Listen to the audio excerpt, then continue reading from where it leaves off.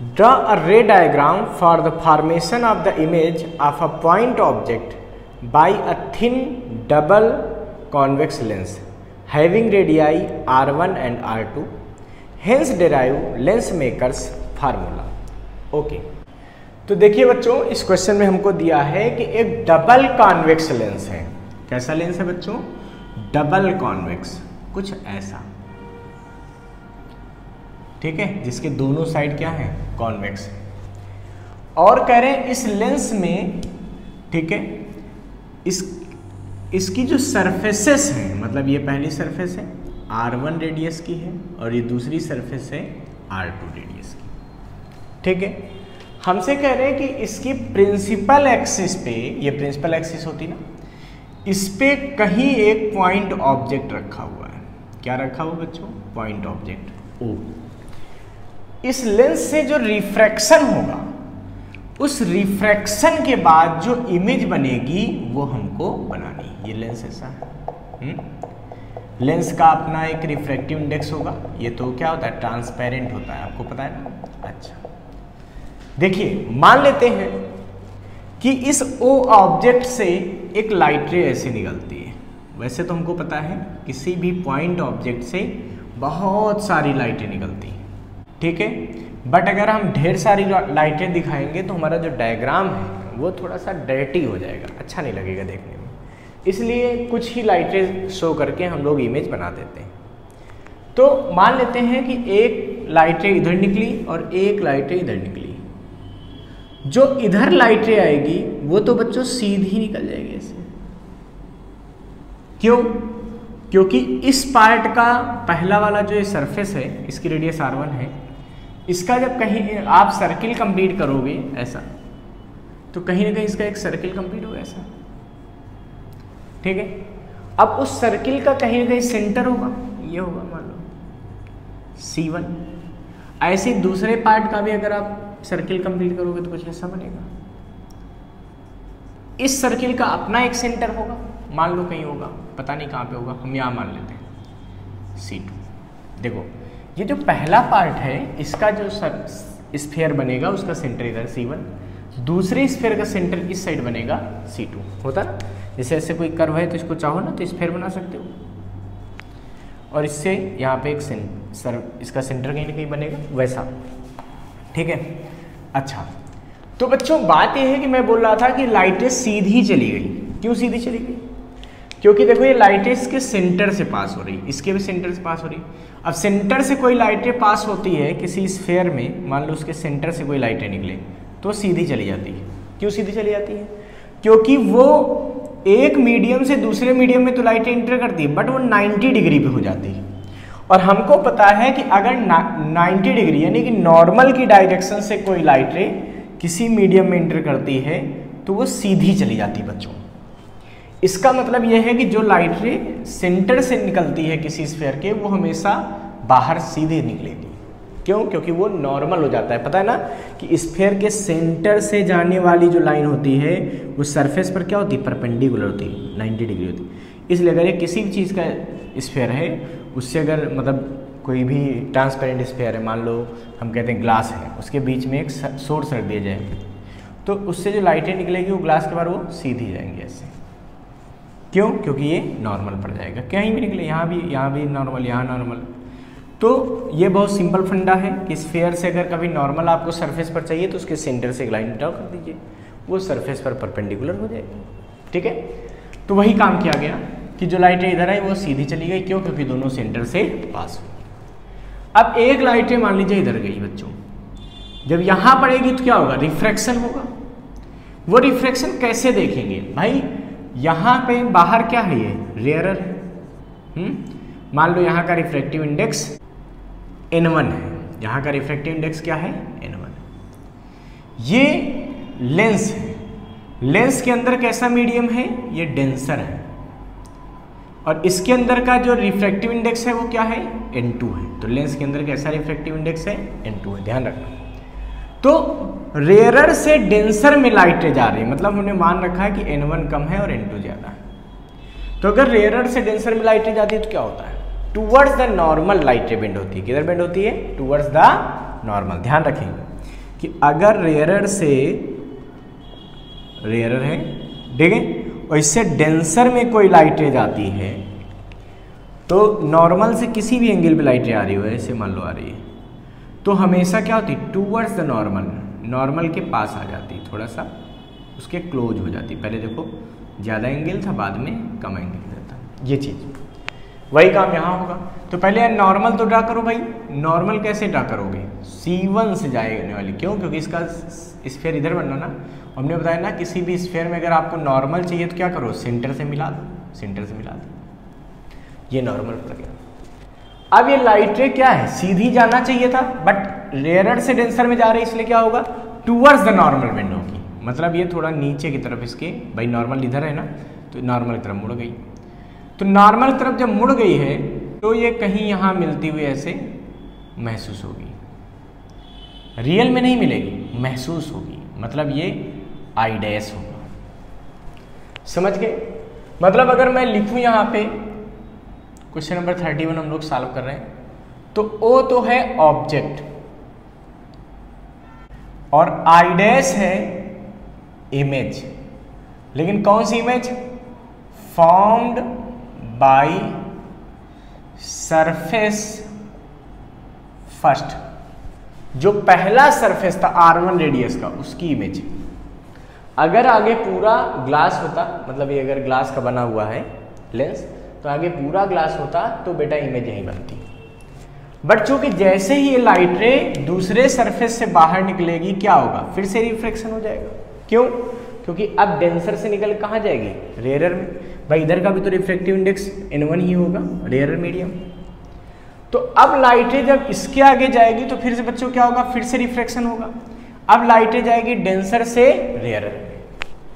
जब कोई लाइट रे डेंसर से रेयरर में जाती है तो आपको ध्यान रखना होगा कि वो हमेशा अवे फ्रॉम द नॉर्मल होती है। क्या होती है, अवे फ्रॉम द नॉर्मल। मतलब अगर कहीं ये डेंसर में बना देता हूं, ठीक है, और डेंसर से एक लाइट रे निकले, ठीक है, और कहाँ जाए बच्चों, रेयरर में जाए। ये डेंसर है और ये जा रही हो रेयरर में, तो ये बच्चों क्या होती है, अवे फ्रॉम द नॉर्मल, मतलब दूर हट जाती नॉर्मल से। देखो ये नॉर्मल था, इससे दूर चली गई ऐसे, ठीक है। तो यहां जब लाइट रे आगे बढ़ेगी तो क्या होगी, नॉर्मल से दूर जाएगी। तो पहले यहां पे नॉर्मल ड्रा करो। यहां नॉर्मल कैसे ड्रा करोगे, ऐसा। भाई नॉर्मल मैंने बताया ना, सेंटर से मिला दो। तो सेकेंड सरफेस का सेंटर कहाँ पे, ये है सेंटर, मिला दिया। तो ये नॉर्मल हो गया C2N2। अब लाइट रे क्या होगी, अवे फ्रॉम द नॉर्मल, तो नॉर्मल से दूर हट जाएगी, मतलब ऐसे मुड़ जाएगी ऐसे, और यहाँ कहीं इसकी इमेज बन जाएगी, ये बन जाएगी उसकी इमेज, ये उसकी क्या बन जाएगी, इमेज बन जाएगी, ठीक है। इसका मतलब अगर मैं बात करूं कि इस सरफेस के लिए, तो यहाँ लाइट रे जानी चाहिए थी, यहाँ चली गई थी, ये ऑब्जेक्ट का काम करेगा, ये इमेज का काम करेगा सेकंड सरफेस के लिए। पहले सरफेस के लिए ये ऑब्जेक्ट है और ये इमेज है।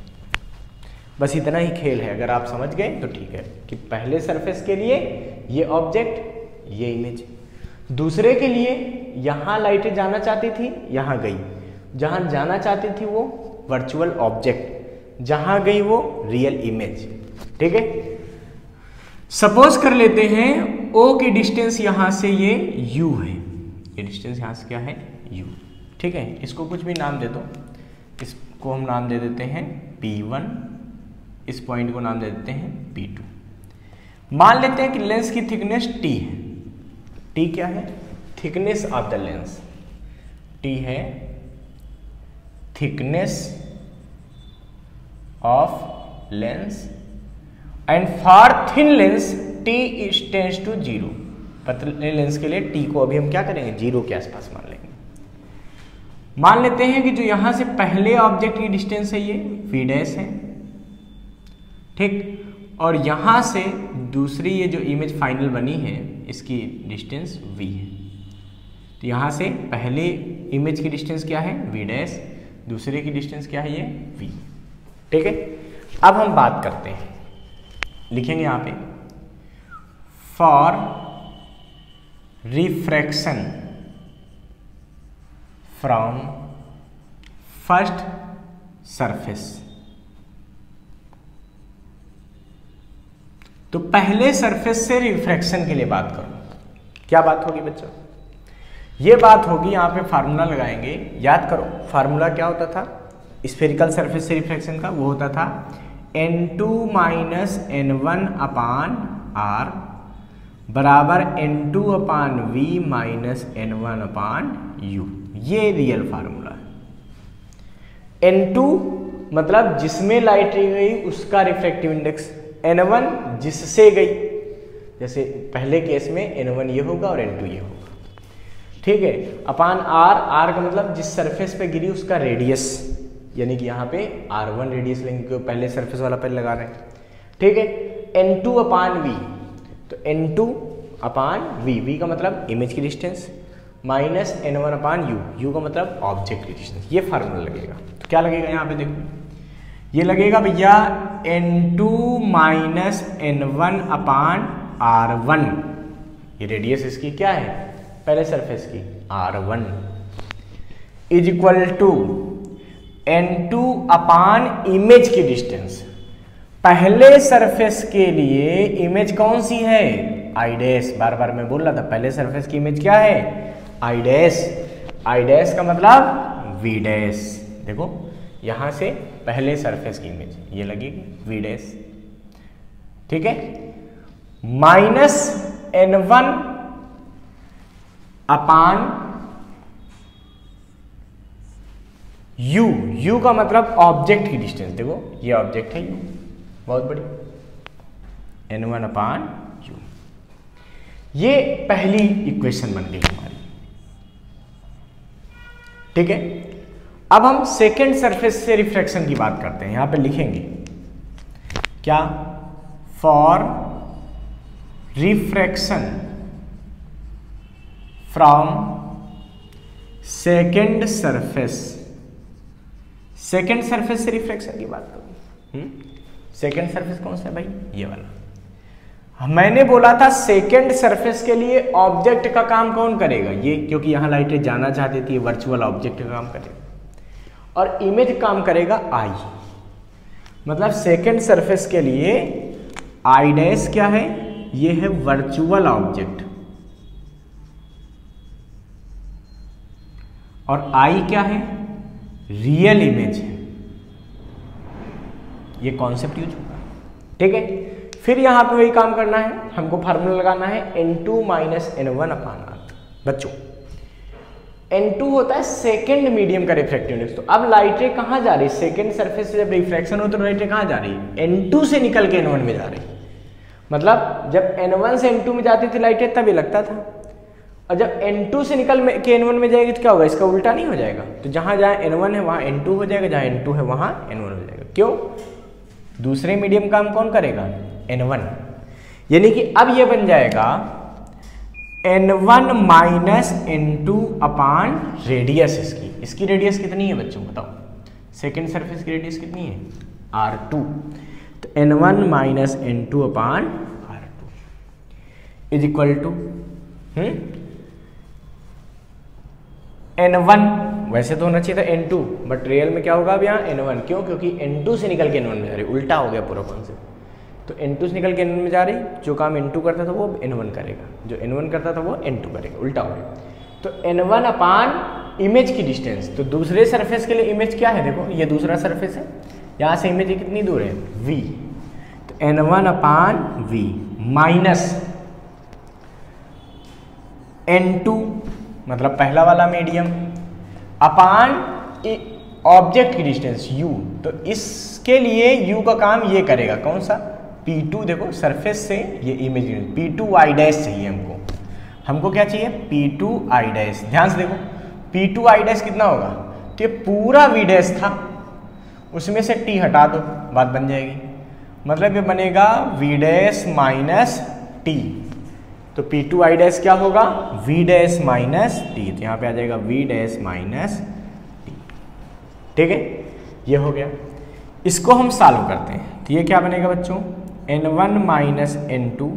एक काम करें, माइनस बाहर ले लें, इसमें माइनस बाहर ले लो तो क्या बचेगा बताओ, ये बचेगा N2 माइनस N1 अपान R2 बराबर N1 अपान V माइनस N2 अपान V डैश माइनस टी। अब ध्यान देना बेटा, V डैश माइनस टी, तो V डैश जो है वो बहुत बड़ा है किससे, T से, तो इसीलिए हम क्या करेंगे, T को नेग्लेक्ट कर देंगे, तो बचेगा N2 अपान V डैश। क्या किया, स्मॉल t को छोड़ दिया, नेग्लेक्ट कर दिया।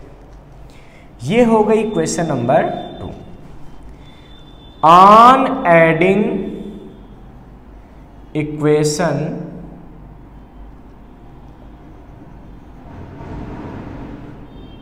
वन एंड 2, ठीक है, क्या होगा ऐड करने पे बताओ। तो ये इससे जुड़ेगा, तो ये रहेगा, देखो ये आएगा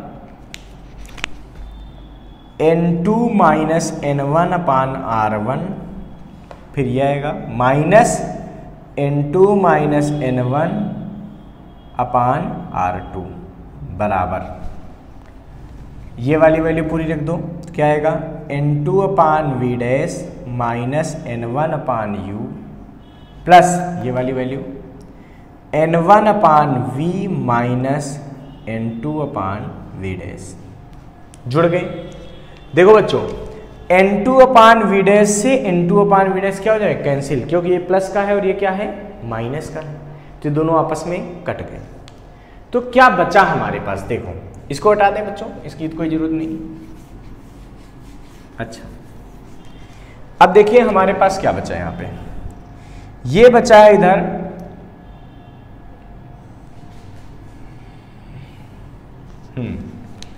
ये बचा है N2 माइनस N1 ब्रैकेट में बाहर, और बचेगा 1 upon R1 minus 1 upon R2।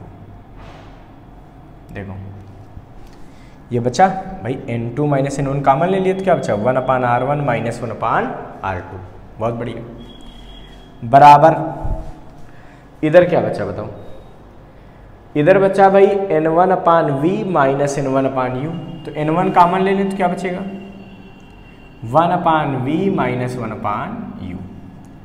N1 से डिवाइड कर दो पूरी इक्वेशन को, यहाँ पर लिख देंगे on dividing by N1, on dividing by N1, तो क्या बचेगा हमारे पास, ये बचेगा N2 अपान N1 minus 1 upon R1 minus 1 upon R2।